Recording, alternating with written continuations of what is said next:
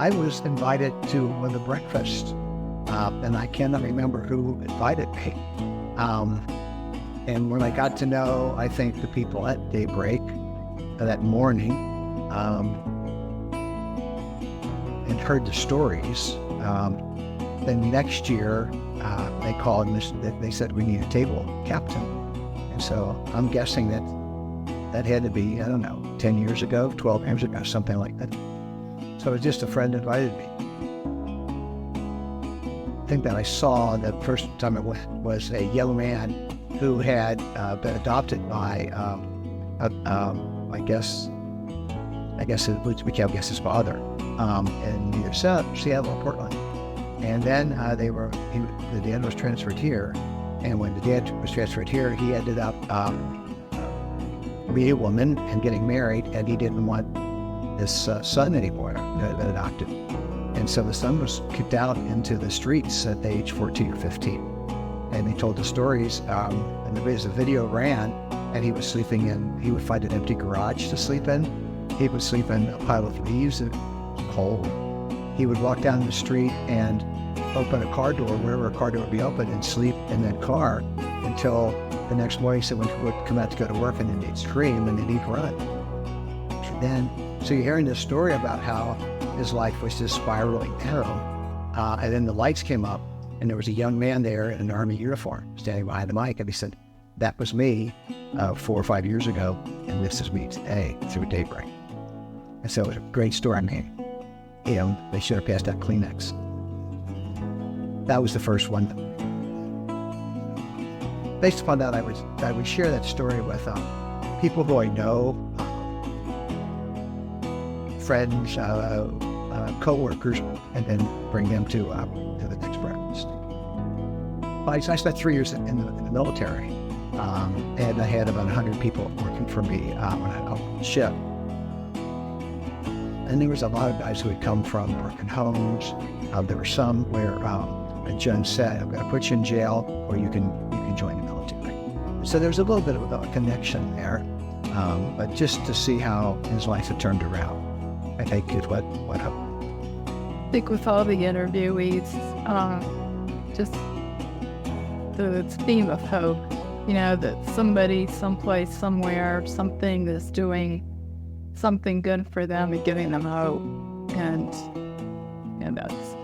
that's very. At that time, I was in FCA too, and my nephew, basketball coach. So I started helping that, and so I coached for 4, 5, or 6 years or so. I coached 3 or 4 years with boys, and I coached 2 or 3 years with girls, and saw a lot of kids that were. They probably had parents, but they may have one parent, and they were struggling. And sometimes they drop them off, and they would come back for hours to pick them up. So it was a good connection. Problem that a lot of the major cities are having with homelessness in general, and for the youth to be among that group, just if no one does anything about it, you can see what their lives may turn out to be like. So just the fact that we have the opportunity to work with people when they're young and help them change their lives for the better is just all the more reason to do it. I would kind of say almost the same thing that Terry said, but we lived in Seattle for a while, and today if you go to Seattle, up and down the streets and on the freeways are tarps and homeless people, and doing all kind of illegal things where they live. And that's one. My other connection is that I've been a member of the Center for Adoptives Club for 20 years, and everything we do is for kids, for youth. So we want to make this a better community for children to live, work, and play. Well, we don't have children, and so we've rented nieces and nephews throughout the year. But after we're gone, we would like the community to be better. We could leave it better off than today. So therefore, we've sat and talked about how do we invest our money in the future. to help the community. And I think that Daybreak is a perfect example of would be an excellent investment for questioning of where to leave their fortunes. I think there are so many nonprofits in the area, whether it's the phone ringing or solicitations or golf outings or whatever is there to raise money. And you could play a golf outing every day and donate money that way. But I think this is one of the better investments. And also, I've gone on a tour here before too, and seeing the difference that it makes. And to paraphrase, someone had said, the value that you put forth is not in your mind, in your actions. So just another common phrase, put your money where your mouth is. It's an opportunity that is before us, so why not take advantage of that? Maybe it's also that help to influence other people, whether it's influence people like Optimus Club or people who we know involved in the community. I think I said over here is as far as the outreach to share the story. And empathy plays into that too, just putting ourselves in those children's places.